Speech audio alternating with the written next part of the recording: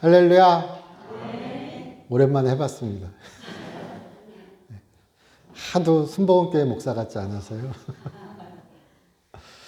저희 오늘 의인은 믿음으로 살리라 이렇게 제가 제목을 적었습니다. 그리고 이렇게 알려주고 또 이렇게 주보를 보고 다시 생각한 게 분명히 우리 본문에는 오늘 읽은 성경 본문 하박국 2장 4절에는 의인은 그의 믿음으로 살리라.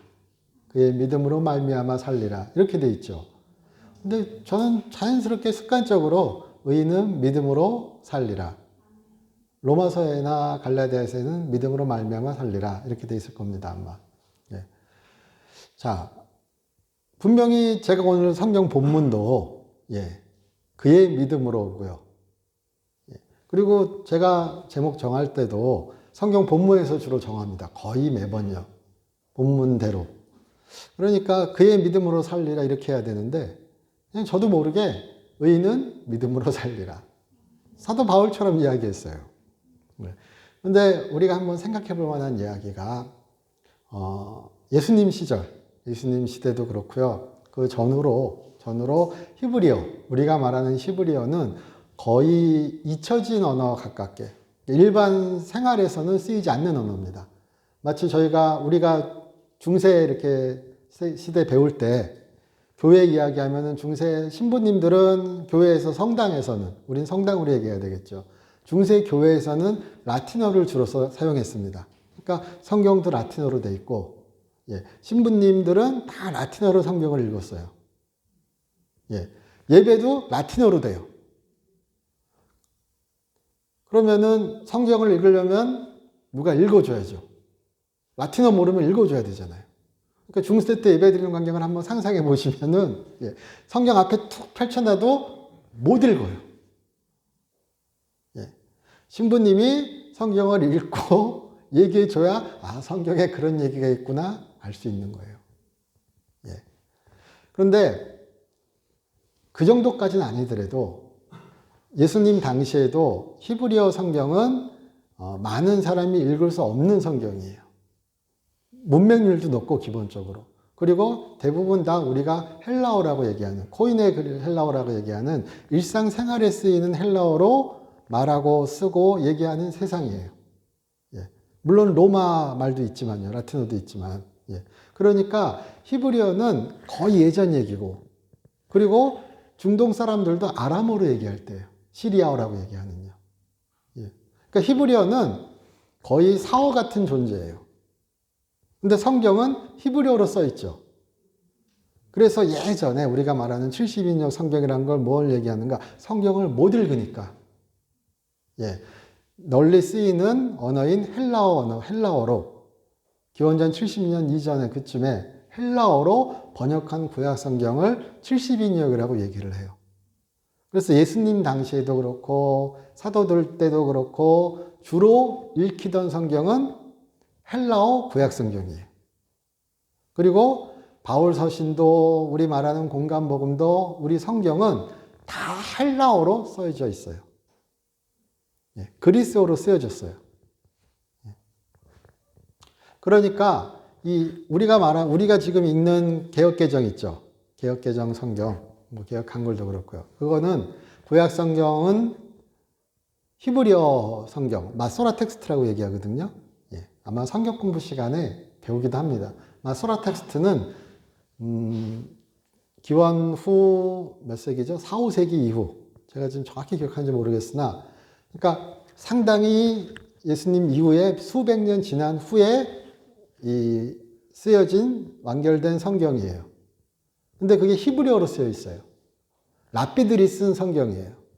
랍비들은 성경 한 글자 한 글자 필사할 때마다 저 어릴 때 교회에서 그런 얘기 들었던 것 같습니다. 성경 필사할 때 예를 갖추기 위해서 정결하게 하기 위해서 목욕도 하고 다 정결하게 하고 그리고 필사해요. 한 글자 한 글자 필사할 때마다 한 줄 한 줄. 그러니까 그 정도로 성심성의껏 틀리지 않게 필사하려고 노력했기 때문에 그리고 번역을 집어넣지 않으려고 의역을 집어넣지 않으려고 노력했기 때문에 우리가 말하는 가장 원문에 가까운 성경을 우리가 이제 전통적으로 인식할 때 구약 성경 같은 경우에는 마소라 텍스트라고 이야기합니다. 마소라 성경. 예. 그리고 예수님 당시에 자주 읽은 성경은 70인역 성경, 구약 성경, 헬라어 성경.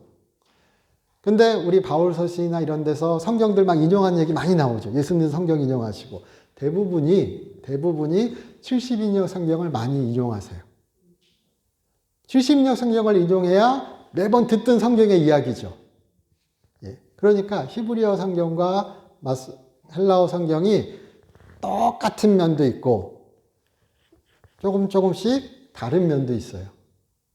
의인은 믿음으로 살리라. 우리 그 유명한 문구도요. 유명한 문구도 오늘 우리가 읽은 구절처럼 마소라 성경, 마소라 텍스트에는 의인은 그의 믿음으로 살리라. 예. 70인역 성경에는 의인은 나의 믿음으로 살리라. 그래서 우리 히브리서, 신약성경의 히브리서 13장에서는 히브리서 기자가 성경을 인용했는데 의인은 나의 믿음으로 살리라. 히브리어 성경, 헬라어 성경이랑 똑같이 인용합니다. 그리고 사도 바울은 똑같은 아마 헬라어 성경을 인용했을 텐데 그라는 말을 빼고 의인은 믿음으로 말미암아 살리라 이렇게 인용합니다. 그러니까 의인은 믿음으로 말미암아 살리라 그럴 때 그이가 빠져버리잖아요. 예. 그러면은 이게 누구의 믿음인지 또 한 번쯤은 생각해 볼 만한 이유도 되죠. 우리 오늘 하박국 본문에서 의인은 그의 믿음으로 살리라 그럴 때는 우리가 어릴 때 배운 국어를 한번 떠올려 보시면은 누구의 믿음으로 사는 거죠? 그렇죠. 의인의 믿음. 의인은 지 믿음으로 살리라. 의인은 그의 믿음으로 살리라 그럴 때 우리가 직관적으로 다가오는 것은 의인은 그의 믿음. 그가 누구냐? 예, 그가 의인이냐? 아니면 그가 예수님이냐? 아니면 그가 하나님이냐? 예, 우리의 대중적이고 전통적인 해석은 당연히 의인은 그의 믿음입니다. 의인의 믿음. 예, 의인의 믿음으로 살리라. 이게 가장 일반적인 해석입니다. 헬라어 성경에서는 의인은 나의 믿음으로 살리라 그랬죠. 그런데 우리 오늘 하박국 본문을 보시면은 하박국 2장 2절에 보시면은 여호와께서 대답하시되 이렇게 말씀하시죠. 말씀이 나오죠. 그러니까 여호와께서 대답하시면서 의인은 나의 믿음으로 살리라 이렇게 말씀하신 거예요. 그럼 의인은 누구의 믿음으로 살죠? 하나님. 그럼 하나님의 믿음이 아니라 하나님의 신실하심. 하나님의 신실하심은 우리 교회에서 어떻게 얘기하는가? 하나님이 약속을 반드시 지키심. 하나님의 자비와 하나님의 긍휼과 그렇게 거짓되지 않은 그 약속이 하나님은 그 약속을 반드시 이루시는 분이기에 하나님은 우리가 하나님은 신실하신 분이시다 이렇게 이야기하잖아요. 의인은 나의 믿음으로 살리라는 그러면은 직관적으로 그렇게 이해해 본다면은 의인은 내가 살게 하는 거고 내가 살리는 거죠. 내가 구원하는 거고요. 예. 어려워요? 어려우세요? 어려울 수 있죠. 저도 어려우니까. 예. 그러나 우리가 한번 생각해 보시면요. 의인은 나의 믿음으로 살리라 그럴 때 주어를 생각해 보신다면 우리 교회에서 들으시는 이야기가 믿음은 은혜요 선물이라는 얘기를 들으실 때 한 번쯤 생각해 보셨다면 우리는 누구의 믿음으로 사는가 그럴 때 나의 믿음도 있지만 하나님의 믿음도 있다.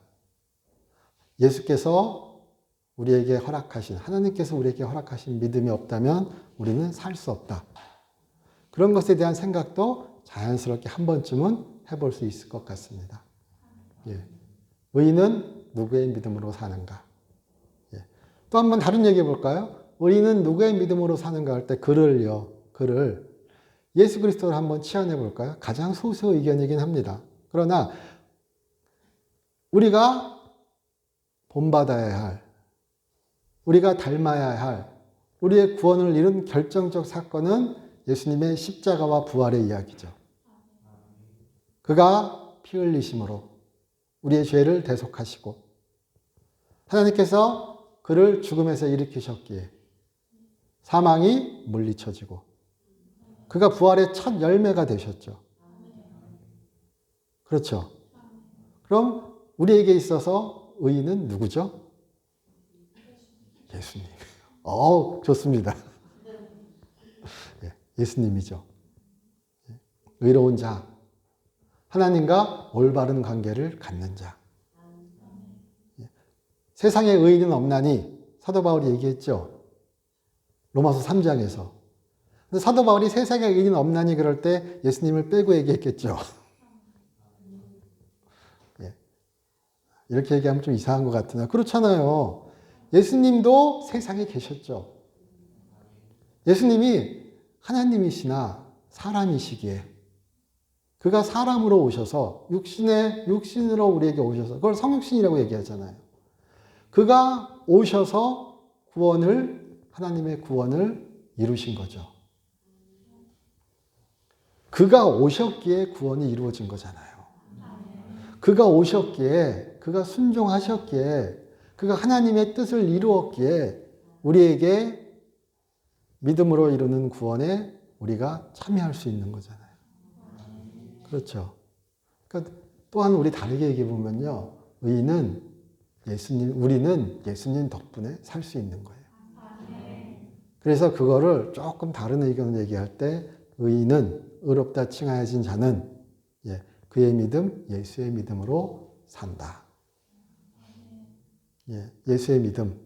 예수의 믿음은 무엇인가? 그가 행하신, 그리고 그가 살아가신, 그가 우리에게 보여주신 그 길, 그리고 그가 하늘에서 하나님 우편에서 그가 성령을 통하여 우리에게 인도해 주시는 그 길, 그 구원의 길을 우리가 예수님의 그런 믿음의 길이라고 얘기할 수 있겠죠. 또 막 넓혀보면요. 제가 막 되게 거칠게 막 이렇게 얘기 드리지만 그렇게 믿음이란 것이 나의 믿음만이 있는 것이 아니라 예수님의 믿음도 있고요. 하나님의 믿음도 있고요. 하나님의 신실하심도 있고 예수의 신실하심도 있고 그런 것도 있다는 것을 우리가 한 번쯤은 생각해 보았으면 좋겠습니다. 이 하박국에서도 하박국 본문에서도 하박국 자체는요. 하박국 선지자가 유다가 너무 엉망인 거예요. 보니까 그냥 공평과 정의와 공평은 어디 간 데도 없어요. 공정과 정의든 공평과 정의든 우리가 미슈파트와 체다카라고 흔히 얘기하는 그런 공의와 정평은 막 너무나 허물어진 세상인 거예요. 그래서 하박국 1장에 보면 경고 이렇게 되어 있습니다. 1절 이렇게 보세요. 1장 1절.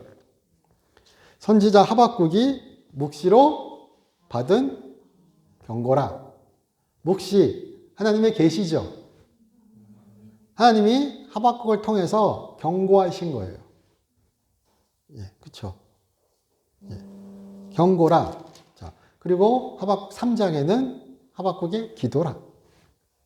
그 경고를 받고 하나님의 계시를 받고 그가 하나님께 기도하는 것이 3장이에요. 자, 그런데 그렇게 하박국이 하나님 앞에 막 그렇게 불평하고 막 질문하고 막 그런 것이 무엇인가? 세상이 너무 악한 거예요. 그래서 1장 5절이나 이런 데 보시면은 율법이 해야해지고 뭐 이런 표현들이 막 나옵니다. 포악과 강포가 율법이 해야지고 이런 그런 어지러운 세상에 대해 이야기를 해요. 그리고 하나님 이거 도대체 어떻게 된 거죠? 이거 어떻게 고치실 거예요? 대체 왜 이러죠? 막 이렇게 하는 거예요. 하나님께 묻는 거예요. 그때 하나님께서 얘기하세요. 내가 다 치워줄게. 어떻게 치워? 갈대아 사람을 내가 불러다 줄게. 갈대아 사람은 구약 성경에서 창세기 빼고는 대부분이 바벨론을 이야기합니다. 갈대아 사람을요. 그러면은 우리가 역사적 지식으로 바벨론이 유다를 멸망시키죠. 그런데 하박국 선지자가 보기에 바벨론은 더 못된 놈들이에요. 우리가 지역에서 조폭이라면, 예, 바벨론은 전국구 조폭이에요. 아니면은 우리가 지역에서 나쁜 놈이면 바벨론은 세계를 휩쓰는 나쁜 놈이에요. 그러니까 하박국 선지자가 경악을 해가지고 하나님께, 아니 하나님, 예, 더 나쁜 놈을 사용하셔서 덜 의로운 자를 치시는 건 어쩐 일이십니까? 라고 하나님께 항의해요. 이해가 안 됩니다, 저는. 어떻게 그럴 수 있습니까? 둘 다 박살 내시던지, 그조 박살 내시고 이도 박살 내시던 뭐 어떤가 하나님께서, 아니 그렇게 하실 거는 하나님 방법이 아닌 것 같아요. 이렇게 얘기하는 거예요. 하나님께 항의하는 겁니다. 하나님께 답을 구해요. 예. 그게 1장 12절부터 17절까지의 쭉 그런 질문이 나오고요. 그리고 2장 1절에서 제가 망루에 서서, 그렇죠? 2장 1절에 내가 파수하는 곳에 서며 성루에 서서, 파수하는 곳, 그렇죠? 서서 하나님께 질문합니다. 이렇게 나오죠. 이 질문이라는 히브리어 단어가, 예, 질문이라고 우리가 부드럽게 번역할 수도 있고, 예, 히브리어 그 단어의 본래적 기본적 의미는 법정에서 반박하는 거예요. 예, 누가 얘기하면, 예, 그 얘기 거짓이야, 그 얘기 옳지 않아, 예, 반박하고 항의하는 그런 행위를 가리키는 단어입니다. 그러니까 부드럽게 번역하면 질문, 세게 번역하면 하나님께 반발하는 거예요. 그래서 흔히 교회에서 이렇게 하박국 설교 들으시다 보면 하박국 선지자가 하나님께 이렇게 그냥 뻗대고 있는데 하나님이 참아주신다 이런 얘기 많이 하거든요. 이 단어 때문에 그래요, 기본적으로요. 결정적 단어가. 이 분위기도 있지만요. 그래서 하나님께 그렇게 근거를 대라. 나를 납득시켜라. 예. 우리 상상도 못할 얘기죠. 하나님이 맞다 그러면 맞는 줄 아세요. 우리 맨날 이렇게 배웠잖아요. 욥 말고 우리의 희망이 또 있죠. 하박국. 욥만 배째라 그런 줄 알았는데. 예. 물론 우리 욥도 항상 인내 욥 그렇게 얘기하잖아요. 근데 제가 욥 강의 시간에 강의하면서 말씀드린 욥은 인내의 욥이기도 하지만 배째라 욥이기도 하죠. 하나님 저 틀리지 않았습니다. 그런 게 아니라 친구들과 얘기하죠. 하나님과 얘기한다기보다는 친구들과 얘기하죠. 친구들은 계속 네가 망했으니까 너 나쁜 놈이야 이렇게 얘기하는 거잖아요. 근데 욥은 아니다. 나는 제대로 살았다. 내가 하늘 법정에 가서라도 하나님께 내 얘기 들려드리면 하나님도 인정하실 거다. 너희들 눈이 삐었다. 너네가 백날 떠들어봐라. 하나님은 아신다. 그 얘기가 3장부터 30몇 장까지 계속 나와요. 그러니까 욥기를 앞에 1, 2장만 그리고 뒤에 1장만 읽으시면 욥기를 읽으신 게 아니에요. 다 읽어야죠. 거기서 욥은 고난이 나를 키우는 게 아니라 고난이 내가 어떤 사람임을 또한 증명해 줄 거다. 이 고난이 나를 당금질하는 게 아니라 이 고난이 내가 어떤 놈인지 알려준다. 이 고난이 나를 무너뜨리지 못한다. 이 얘기예요. 그리고 나중에 하나님을 만나서 설명할 수도 없고 알 수도 없는 신비적인 방법으로 그가 깨지죠. 이유 안 나와요. 제가 그 말 항상 드리죠. 욥기를 평생 봐보세요. 이유를 알 수 있나. 구체적 이유 안 나옵니다. 그냥 하나님 만나고 제가 죽일 놈입니다. 그런. 하나님도 우리 보면 동문서답 같은 이야기 하세요. 내가 창조주다. 그 얘기 하시는데 욥이 깨져요. 그래서 이렇게 제가 보면 환장하겠어요. 자, 그거는 다른 차원의 이야기예요. 욥은 자신의 살아온 길을 확신해요. 이 고난이, 이 고통이, 이 슬픔이 나의 죄로 인한 것이 아님을 그는 확신해요. 끊임없이 하나님께 질문하고 하나님께 요구해요. 예. 나를 알아달라고. 그래서 그가 메시아를 찾아요. 중재자를 찾아요. 천사가 있어서 내 얘기를 해주마. 갑자기 욥기 얘기가 나와요. 일부 예배 때도 그랬는데, 자, 그런 하나님, 그러니까 그런 하나님의 태도도 용납하시는 그런 욥의 태도도 용납하시는 하나님이에요. 지금 여기 하박국도 하나님께 질문하는 거예요. 하나님께 항의하는 겁니다. 하나님께 울부짖는 거예요. 부르짖는 거예요. 하나님, 세상이 왜 이렇게 악하죠? 세상이 왜 이렇죠? 근데 하나님께서 대답하시는 거예요. 그러면서 자 나옵니다. 2절. 여호와께서 내가 대답하여 이르시되 너는 이 묵시를 기록하여 관의 판에 명백히 새기되 달려가면서도 읽을 수 있게 하라. 그래서 우리 개역개정 번역으로 생각하시면은 일단 이따지만하게 크게 세워서, 그렇죠. 예, 판에다가 잘 새겨서 달려가면서도 읽을 수 있을 정도면은 커야 되겠죠. 직관적으로요. 선명하고. 자, 그렇게 번역할 수도 있고요. 너는 읽을 수 있게 명백히 판에 새겨라. 그리고 달려가라. 이렇게 번역할 수도 있어요. 예, 동사가 두 개잖아요. 예, 읽을 수 있게 판에 새겨라. 그리고 그 판에 새긴 판을 들고 달려가라. 그 소식을 갖고 달려가라. 그 소식은 뭐죠? 하나님의 계시죠. 하나님의 묵시죠. 네가 그것을 들고 다 볼 수 있게 새기란 얘기는 알리란 얘기죠. 전하란 얘기죠. 하나님의 약속을, 하나님의 묵시를, 하나님의 말씀을 증거하고 전하란 얘기예요. 세상이 있다여도 하나님은 하나님의 일을 이루신다는 걸요. 그렇죠. 그러니까 크게 새기는 게 중요한 게 아니라 그 알리는 게 중요한 거예요.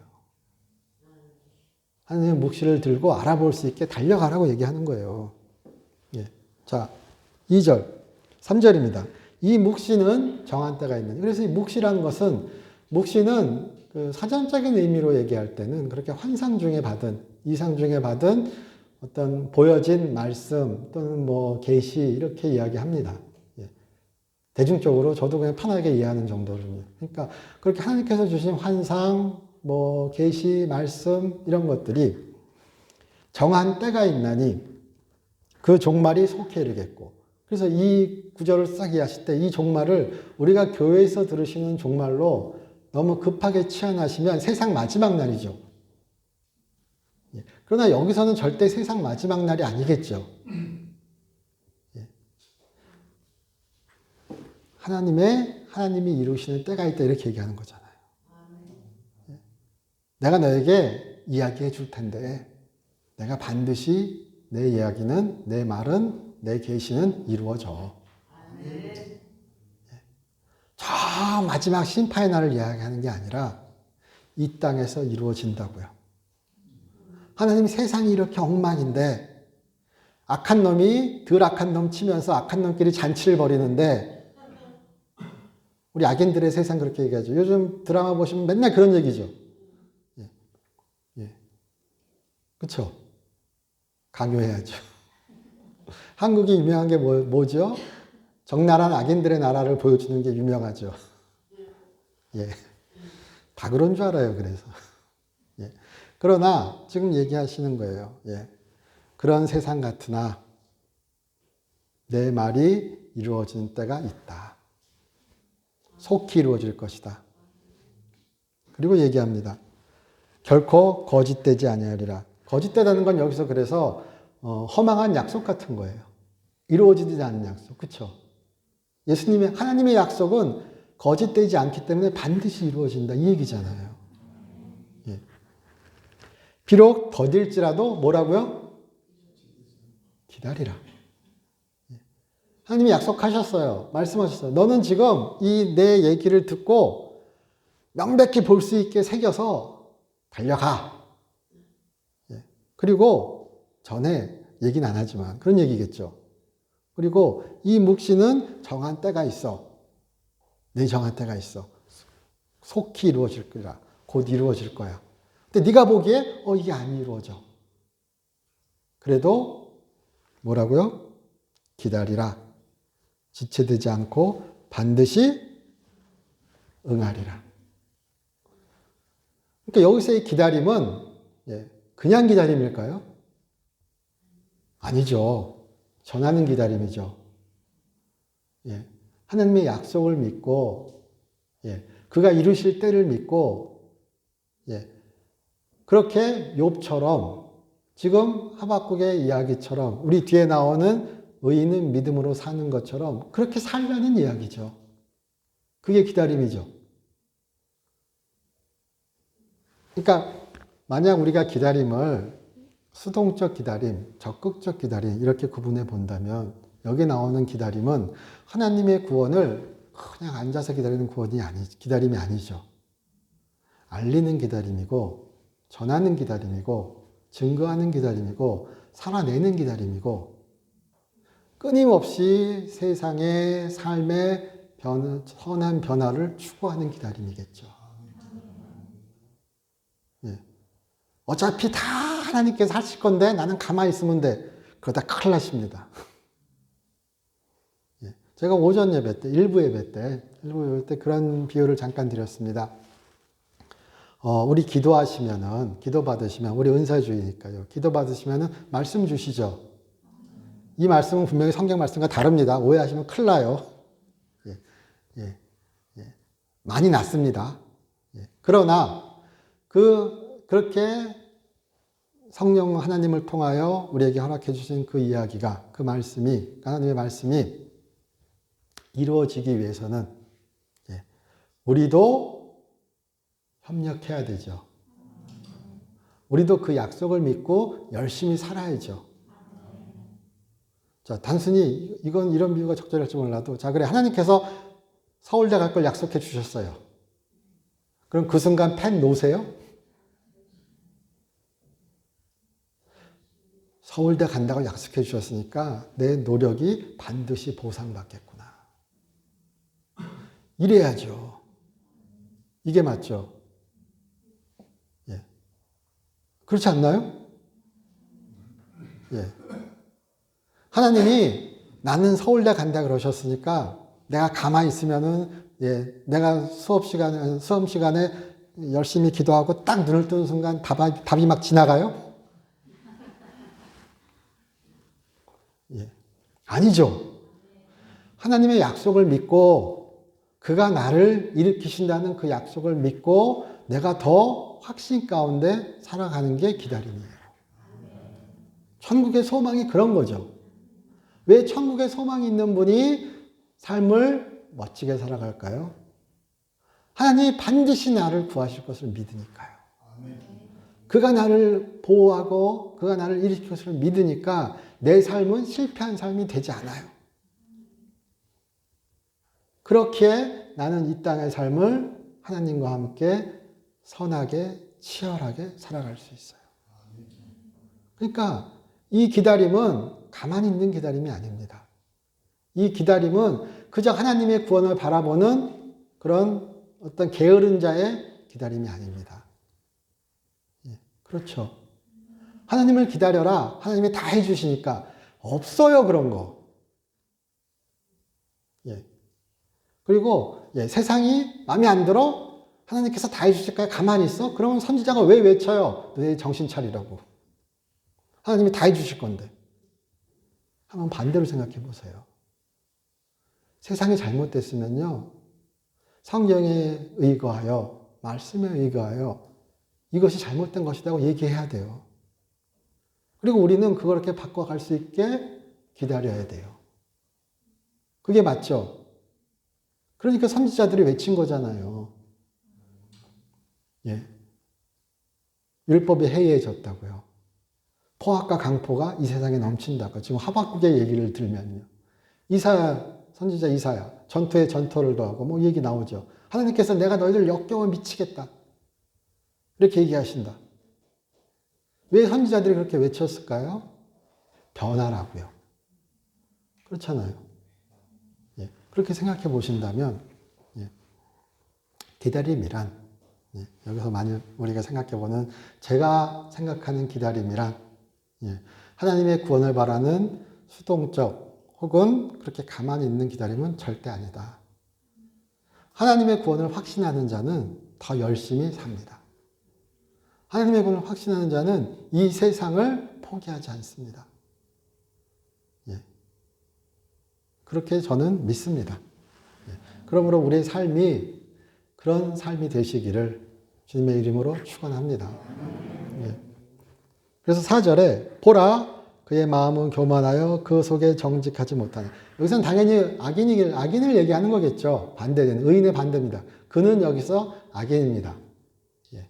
그러나 그 악인은 아마도 근전 문맥에서 나오는 악인은 바벨론 또는 바벨론의 느부갓네살이든 누구든 예. 그런 바벨론의 정복왕, 구체적으로 얘기하면 그런 사람이 될 수도 있겠지만 예. 악인입니다. 악인은 교만하여. 교만하여도 우리 말로 하면 의태어 같은 겁니다. 이렇게 부풀린 거예요. 직역하면요. 그래서 그는 악인은 부풀립니다. 예, 교만합니다. 그리고 그의 마음은 예, 교만하고 정직하지 못하고. 여기서 마음이라는 얘기도요. 마음은 우리 단순히 그냥 마음이 교만하다 이 얘기가 아니라 이건 히브리어에서 네페시라고 얘기하는데요. 이거는 마음, 생명, 목숨, 영혼. 그래서 결국 뭘 얘기하는가? 그냥 사람입니다. 총체적 자아. 예. 우리가 말하는 인간이죠, 인간. 인간이 덜 됐어. 그렇게 얘기할 때 인간. 그 자아죠. 예. 그 사람이 교만한 겁니다. 단순히 마음이 교만하 이것이 아니라 그런 총체적 자아를 그냥 히브리어에서는 네페시로 퉁칩니다. 퉁쳤다 그러면 안 되죠. 예. 그렇게 인식합니다. 그러니까 몸과 영혼, 우리 나눠서 생각하지 않습니다. 마음 따로 있고 이성 따로 있고 영혼 따로 있고 이렇게 얘기하지 않습니다. 예. 그러나 의인은 그의 믿음으로 말미암아 살리라. 자, 그럼 여기서 의인은 그의 믿음으로 말미암아 살리라 그럴 때요. 여태까지 쭉 우리 얘기했던 것을 한번 되돌아보신다면 그의 믿음으로 살리라도 예, 살아가는 걸 얘기할 수 있을 것이고요. 결국 그렇게 살아갈 때 하나님이 그를 구하시겠죠. 그 두 가지 의미가 다 되는 거예요. 예, 그러나 자 의인이라고 얘기할 때요. 의인 히브리어에서 의인은 의로운 자입니다. 우리 한글로 직역을 하면요. 히브리식 표현으로 유대인적 표현으로 이것을 한글로 굳이 바꾼다면 의로운 자입니다. 예, 찌다카라고 여기 뭐죠 발음이? 근데 그 의로운 자는 우리 전통적으로 교회에서 얘기할 때도요. 뭐라고 얘기했는가? 의인은 뭔가, 의로운 자는 누군가 그럴 때 하나님과 올바른 관계를 맺는 자. 교회에 오래 다니신 권사님들은 다 많이 들어보셨을 거예요. 그렇죠? 의로운 자가 누군가, 의인은 누군가 그럴 때 여호와를 경외하는 자가 여호와를 경외하는 것이 지혜의 근본이요. 이 말 항상 들으시면서 하나님과 올바른 관계를 맺는 자. 그게 의인이라고 많이 들어보셨을 거예요. 그러면은 자 여기에서 의인은 누구죠? 그런 전통적인 우리 인식에 비추어 본다면 의인은 하나님과 올바른 관계를 맺는 자는 그의 에무나입니다. 히브리어로 믿음. 이 에무나는 믿음으로 번역되기도 하고 성실로 번역되기도 하고 충성으로 번역되기도 합니다. 그리고 신실함으로도 번역되기도 합니다. 그러니까 하나님과 올바른 관계를 맺는 자, 풀어 얘기하면 의인이죠. 하나님과 올바른 관계를 맺는 자는 그의 그 충성을, 그의 그 성실함을, 그의 그 믿음을 포기하지 않고 끝까지 살아가는 자를 얘기하는 겁니다. 그러면 하나님께서 이루시니까요. 그러나 단순히 하나님의 이루심만을 믿고 앉아있고 그렇게 하는 것이 아니라 하나님이 이루실 거니까 내가 하나님의 이루심을 확신하고 내가 그 안에서 하나님의 일을 해야 되겠다는 사람인 거죠. 그렇죠. 그래서 뒤에 이렇게 나중에 한번 집에 가서 읽어보시면은, 예, 그 하박국의 반론과 기도를 쭉 읽어보시면, 그래서 이런 얘기를 하는구나라고 분명히 이해되실 겁니다. 그리고 그 유명한 하박국 3장의 뒤에 후반부 얘기. 우리 찬양으로 그 복음 선교할 때 찬양한 구절이죠. 뭐라고 있죠? 16절부터인가요? 17절 같이 한번 읽어볼까요? 17, 18절. 비록 무화과 나무가 무성하지 못하며 포도나무에 열매가 없으며 감람나무에 소출이 없으며 밭에 먹을 것이 없으며 우리에게 양이 없으며 요한간에 소가 없을지라도 나는 여호와로 말미암아 즐거워하며 나의 구원의 하나님으로 말미암아 기뻐하리로다. 아멘. 의인은 믿음으로 살리라. 의인은 그의 믿음으로 말미암아 살리라. 예.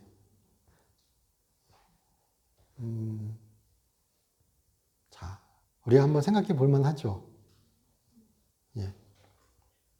믿음을 단지 지적 동의나 교리에 대한 어떤 인정만을 우리가 생각하신다면 누구도 그렇게 공식적으로 생각하지 않습니다. 그러나 너무 거기에 우리가 함몰된다면 우리는 어떻게 보면은 반쪽의 진리만을 붙잡고 있게 되는 셈이 되어버립니다. 예. 의인은 믿음으로 구원받고 믿음으로 구원의 삶을 살아갑니다. 그게 더 맞겠죠. 그게 더 맞다기보다 그게 더 안전한 설명이겠죠. 예. 뭐 칼빈식으로 얘기하면은 성화의 삶을 살아간다고 얘기하는 거고요. 예. 좀 시간이 어거스틴 우리 익숙한 이름입니다. 어거스틴. 예. 아주 사랑받는 교부죠. 예. 어거스틴 유명한 건 뭐냐? 그 엄마의 기도, 어머니의 기도. 그리고 그가 그렇게 그냥 한때 잘 나갔던, 예, 세상적으로 잘 나갔던 그렇게 쾌락을 즐겼던 사람이라는 거, 그쵸? 예. 그러나 그가 이룬 그런 교리적 그런 교회의 기초를 세운 그의 교리의 출발은 라틴어 성경입니다. 예. 그는 주로 라틴어 성경을 봤대요. 제가 읽은 책에서는 그렇게 이야기하더라고요. 그가 헬라어 성경을 잘 못 봤다고요. 그러니까 누가 나 영어 성경이라고 그래도 너 읽어 그러면 돼요. 예. 나 히브리어 성경 읽어 그러고 잘난 체시잖아요. 그럼 니나 읽어 그러셔도 돼요. 왜요? 한글 성경에도 하나님의 은혜가 넘치니까요. 예. 좀 딴 얘기 드리면요. 예. 어거스틴도 헬라어 성경, 그때는 헬라어 성경 읽어야 이거예요. 헬라어로서 이런 성경 문서가 남아있잖아요. 그대로. 그러니까 헬라어 못 읽으면 이류예요. 예. 그런데 라틴어 성경을 읽어서 우리가 아는 그런 교회의 기초를 세운 거예요. 근데 그 라틴어 성경에서 로마서 3장에서 나중에 한번 찾아보시면요. 의로움이라고 나올 때 그 의로움 있죠. 그것이 라틴어로는 유스티피케어라고 얘기합니다. 제가 영어 발음식으로 대충 얘기했는데 이 말은 헬라어나 히브리어에서는 법정의 이야기예요. 근데 헬라어를 모르죠. 히브리어를 모르죠. 그러면은 라틴어로 해석을 해야 되죠. 라틴어에서 유스는 정의예요, 정의. 저스티스. 예.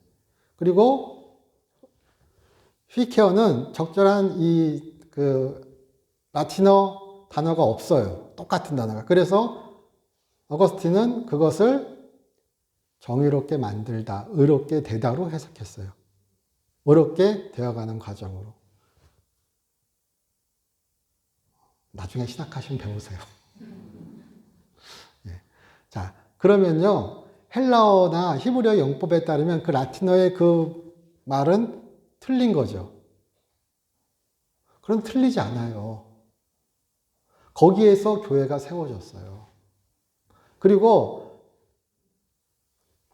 어거스틴은 그의 타락 가운데 그가 그렇게 회심하고 회개하고 나서 사람은 이렇게 죄 가운데 있는 존재구나가 더 절실하게 다가온 거예요. 그래서 그렇게 의인은 없나니라는 사도 바울의 외침이 그에게 더 다가왔겠죠. 그리고 그 유명한 어거스틴의 원죄 이야기가 나오는 거예요. 사람은 이렇게 내가 성경을 보아하니 이 원죄는 사람은 회복될 수 없는 존재구나, 자신으로서 스스로는. 그럼 어떻게 돼야 되는가? 하나님이 회복시켜 주셔야 돼요. 이게 바로 천주교든 아니면 개신교든 굳이 말하면 천주교겠지만요. 예, 말하는 구원의 치유의 의미가 포함된다는 의미예요. 치유는 무엇인가? 회복이잖아요. 창조된 모습을 회복하는 거예요. 하나님은 사람을 창조하셨어요. 그러나 못되게 창조하지 않으셨죠. 죄가, 그런 세상의 타락이 우리를 이렇게 만들었어요. 라고 그냥 러프하게 이야기하죠. 그래서 그 원죄란 것이 왜 그렇게 교리의 중심이냐고 얘기할 때 그 원죄가 있기에 하나님의 은혜가 반드시 있어야 돼요. 그리고 하나님의 변화시킴이 있어야 돼요. 이 헤아릴 수 없는 원죄는, 이 고쳐질 수 없는 뭉그러짐은 오직 예수의 피로만 가능해요. 그래서 그에게는 그렇게 좌절한 인간과 하나님의 은혜와 그리고 하나님의 치유하심, 변화시키심, 의롭게 하심이 공존하는 겁니다. 그래서 루터도 사람이 믿음으로만 의롭게 된다고 발견하고선요. 이거 누가 얘기했냐? 어거스틴이 그렇게 얘기했다고 얘기해요. 그리고 카톨릭 천주교에서도 싸우면서 어거스틴이 사람은 저스티피케이션 이렇게 얘기했다고 얘기해요. 유스티피케어를요. 서로 같은 사람 두고 따로 얘기하는 거예요. 그게 칭의와 천주교에서 얘기하는 의화가 그렇게 달라 보이는 거예요. 칭의는 법정의 사건이에요. 그래서 칭의에는 무엇을 항상 따라오는가? 전가란 말이 따라와요. 전가는 무엇인가? 예수님의 의로움이 반드시 있어야 돼요. 회복의 수단이 무엇인가? 예수님의 의로움이에요. 예수님의 의. 예수로 인하여 예수님을 보아서 의롭다 여겨주신다고 우리 그냥 러프하게 다 이해하시잖아요. 거기에 필수는 무엇이냐? 전가란 말이에요. 카톨릭에서는 전가 잘 이야기 안 해요.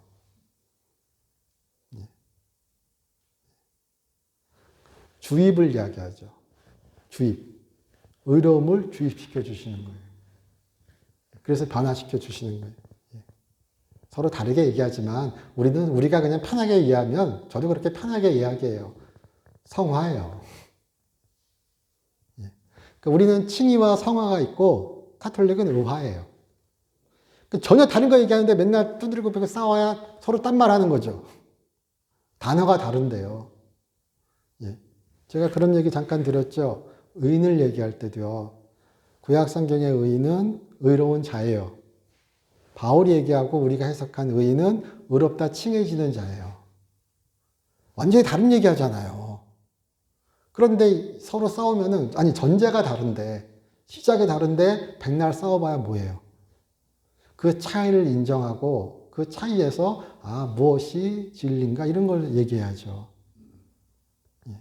갑자기 어려운 신앙 얘기가 된 것 같습니다. 그러나, 의인은 믿음으로 말미암아 살리라 그럴 때 그 믿음은 하나님의 믿음이요 예수의 믿음이요 나의 믿음이요 그의 은혜가 나에게 허락하신 믿음이요 그의 약속이 반드시 이루어질 것을 믿는 믿음이요 적극적으로 이 땅의 삶을 살아가는 믿음이요 그렇게 소망하는 가운데 그의 구원을 바라며 성취하는 믿음이라고 우리 한번 생각해 보셨으면 좋겠습니다. 그래야 해서 여기 나오는 표현처럼 우리 마지막에 좀 전에 3장 17절 18절 말씀 읽으셨죠? 이 말씀 평소에 좋아하시잖아요. 왜 이 말씀이 나올까를 생각해 보시면 그 앞에 얘기가 있어요. 하나님께서 말씀하셨어요. 의인은 믿음으로 살리라. 나는 그렇게 믿음으로 살겠습니다라고 얘기하는 거예요. 기도해서. 넘어가서 얘기하면요. 그렇게 우리가 믿음으로 살아갈 수 있기를 주님의 이름으로 축원합니다. 저희 기도드리겠습니다. 하나님 저희 사랑하여 주심을 감사드립니다. 우리 믿음으로 살게 하여 주시옵시고 주와 함께하는 삶, 구원의 삶임을 우리 잊지 않게 하여 주시옵소서. 주 예수 그리스도의 이름으로 기도드립니다.